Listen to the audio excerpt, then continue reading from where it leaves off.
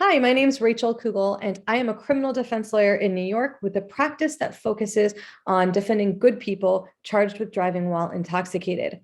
And today I want to answer a frequently asked question that I get asked a lot. And hopefully my answer will help you out and help you think about where you're headed in your case. The question today is, will I have to install an ignition interlock device if I'm convicted of a DWI in New York? On any misdemeanor or felony case, you will be required to install and maintain an ignition interlock device on any vehicle you own or operate for at least 1 year if you are convicted.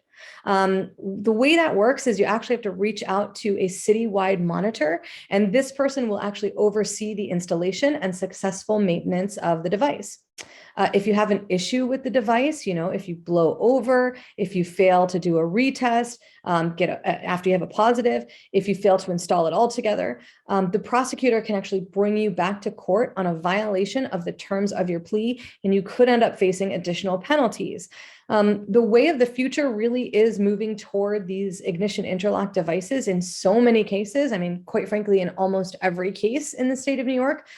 So if you are facing a DWI, and you're thinking about the possible ramifications and requirements of an ignition interlock device, speaking to an attorney who has a lot of experience in this area of practice can certainly help you get a sense of how the device works, what you can do to minimize its impact in your life, and how you can comply with any sentencing requirements you have and get through this issue quickly and easily. So it'll be a bump in the road rather than a real roadblock to your future.